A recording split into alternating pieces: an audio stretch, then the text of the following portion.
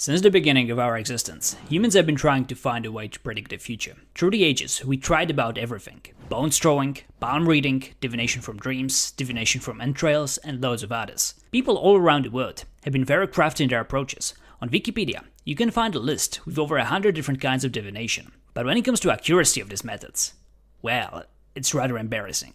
Let's just say that a simple coin toss is the most precise form of divination out there. Again and again, in our quest to predict the future, we failed miserably. And unfortunately, remnants of these tryings are plaguing us to this date. Mercifully, we abandoned the most extreme ones. Just imagine what it would be like if a morning television relation would be starting off with a guy cutting open a still living animal, pulling out its entrails, and then telling you that today would be a bloody good day.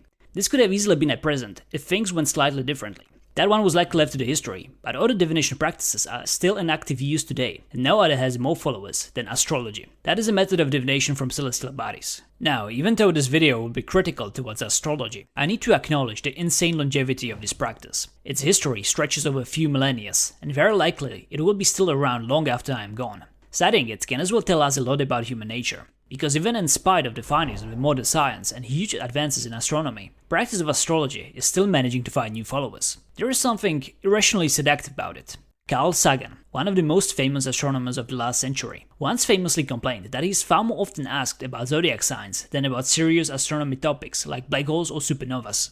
It's like us humans need a reason or an approval for why we are who we are and why we do what we do. And what greater authority is out there that can give us such an approval over celestial bodies? You might say that there are gods, which is fair enough. However, there are very few gods on the national flags, but you will find plenty of stars, moons, and suns. To try to connect one's fate with a celestial object is a trend spanning all cultures and time. Mankind's fascination with heavens comes hardly as a surprise. In times before scientific demystification, we could only but raise our heads in wonder. Plus, they are pretty damn useful, as before maps and compasses, they were quite literally guiding people around. Then, someone came up with a brilliant idea. What if you can predict the future from the way the celestial bodies are currently aligned? According to astrology, your personality and even your life today is being affected by the way sun, stars, moon, earth and other planets were aligned at the time of your birth. I don't want to get too deep into how everything interacts, and there is not even a good reason to do so, but let me explain how famous zodiac signs are determined. So imagine a globe around our solar system. This globe is made of 88 star constellations, and 12 of them are zodiac constellations. Now, how do we know in which sign we are right now?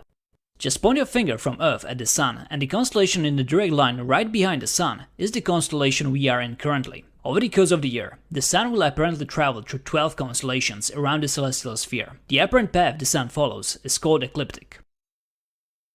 You might spot something fishy here. Why is the constellation, which is currently furthest away from Earth, the one that will be determining your sign and presumably your fate?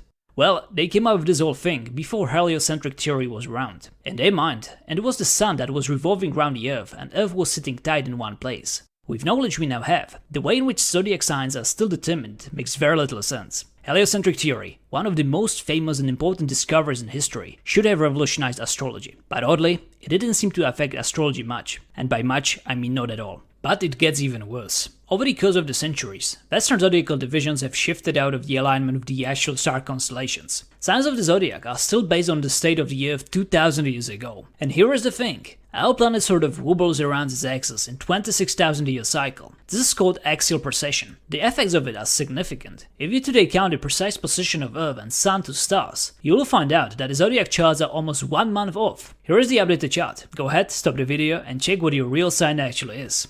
On the updated chart, you will notice one more thing. There are not 12 signs, but 13. If you were born between 29 November and 17 December, you were born under the sign of the Ophiuchus, which translates as serpent bearer. In the last 2000 years, precession shifted the ecliptic in such a way that it now passes through one more constellation. For zodiac charts to be precise, they need to be updated every year. In Western astrology, they were not updated for millennia. I said Western astrology because there are other traditions of astrology, which are trying to keep pace and are doing precise measurements. Strangely, those are not popular in Europe or the United States. Now we need to talk about star constellations. They play an important role in astrology. If you were born when the Sun was apparently in the constellation of Taurus or Leo, you will have a personality modeled after the animal the constellation represents. That makes sense. Well, sort of. There's however an issue with this. Let's take as an example one of the most easily recognizable constellations in the northern sky, the Big Dipper. Or, rather better to say, what people in the USA and Canada see as a Big Dipper. If you are from United Kingdom, you will see Plough. In France, this constellation is called Pan. In Central Europe, it is a big carriage. Russians see big kafsh, which is some sort of a traditional drinking cup. And in China, perhaps weirdest of them all, they see celestial clerk drifting on a cloud. And to add to the confusion, the Big Dipper, or whatever it is called in your place, is a part of a larger constellation called Ursa Major, or Big Bear, and this particle of stars represents the tail of the animal. And this is the problem. Those images, they are not really there. They are just products of our imagination. Every culture through the time saw something different up there, and they usually tended to see images that were actually for their age. People in times of hunters and gatherers saw images of animals and plants. Millennials would probably see memes among those exactly same stars. If we will let current youngest generation of adults name star constellations, I imagine that it would look somewhat like this. People will be born under the zodiac signs of Trollface, or Kappa, which sounds even right. Rather sketchy naming of the constellations is one problem. Another is the true distance between the individual stars in the constellations. Despite all the efforts of the past to animate starry skies, constellations are in reality nothing more but the completely random arrangements of the stars. And of course, there is no sphere either. We see weak stars which seem bright because they are close, and massive powerful stars which we can barely see because they are much further away. For example, this is the Big Dipper as it appears from our planet. And this is the Big Dipper if you saw it from a side view. Even though constellations from our point of view look flat, they are in truth three-dimensional. Average distance between us and the visible stars is several light years. And I lied to you a bit earlier when I told you that the constellation which is currently furthest away from the Earth will be the one determining your zodiac sign. Because no matter where on its orbit Earth currently is, the distance to the closest star constellation will change only by a few light minutes. Light minutes in the face of the distances in the space are truly inconsequential. This means that the closest star constellation to us is the same all year round, and it is the constellation of Centaurus. Keep in mind that those few, barely noticeable light minutes can, according to astrology, determine your destiny. Another thing to take into consideration is the fact that the stars are in constant motion, including our own solar system. They are sort of swinging outside and back inside of the spiral arm of our galaxy, and every single star in the individual constellations can have a different direction of movement. This movement is barely noticeable over the course of a single human lifetime. However, during the existence of our species, which is estimated to be around 200,000 years, stars have moved considerably and are still moving. If you had a time machine and you went 1 million years ahead in time, you wouldn't recognize a single constellation in the sky. Here is, for example, how Leo looks at this moment.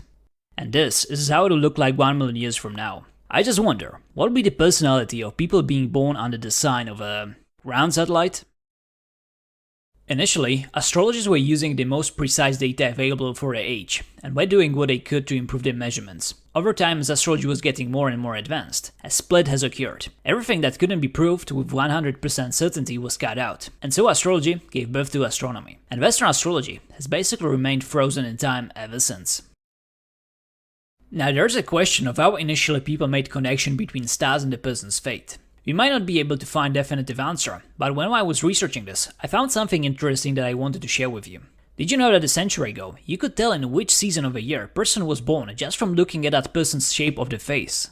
This was caused by the food moderate during the pregnancy, as before the time of the fridges and advanced logistics, only seasonal food was available and differed a lot over the course of the year. This effect is gone altogether now, as our food is balanced all year long, and while we know what was behind this, it is easy to imagine that people back then made a different connection. If your appearance is affected by the time of the year you were born in, why wouldn't your fate be affected in such a way as well?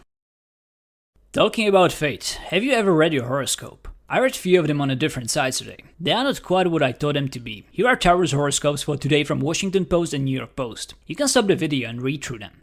In short, New York Post is telling me to not back off from anything today, while Washington Post is telling me to take things easy. I was expecting horoscopes to give predictions, but these are not predictions. They don't tell me what will happen, just how I should behave. These are advices, and they are so general that they could work out for anybody. Plus these two, even though they were given on the same day, they are contradictory. After going through several horoscopes in succession, it makes you really wonder about how they are made. Either every astrologist is a completely different interpretation of variables, or these are really just random pieces of general advice compiled together in no particular order whatsoever. What's really horrifying is that horoscopes are so common. They have been shamelessly featured in the major newspapers for decades now, and there are people actually being paid for creating this rubbish. There are, however, some predictions astrology tries to make, like predicting person's personality based on the sign of a zodiac, or with whom of a different sign of a zodiac you'll get along and with whom you will not, and so on. These predictions will be totally true for many people, but they will be completely wrong for many people as well. Confirmatory bias is strong with this one. Seeing just what proves you right and completely ignoring the contradicting evidence is like a bread and butter for followers of astrology. We have to talk about the game of chances. What is considered a correct prediction, and what is a random hit? To simplify things a bit, let's say that I'm trying to make a prediction for something, and this prediction has a chance of 1 in 12 to be true. If I make this prediction just for one single person, there are very good chances that I will be wrong. But if I make this prediction for 12 people at once, then I have a decent chance to get at least one correct hit. And if I make this prediction for the whole population of the Earth, which is nearing 8 billion, I can expect to get around 666 millions of right guesses. Astrology will get plenty of right guesses from the pool of the whole of humanity, and every right guess is a new potential follower of astrology. Of course, in real life, we don't know the real chance of some event to occur. However, if I made a concrete prediction for you, my viewers, let's say something like someone in your family will get engaged during the next week after watching this video. This prediction will be false for most of you. But if enough people watch this video, it will be true for someone eventually. And pretty much the same mechanisms behind successful predictions of astrology. With the amount of people out there, it will be inevitably true for quite a few.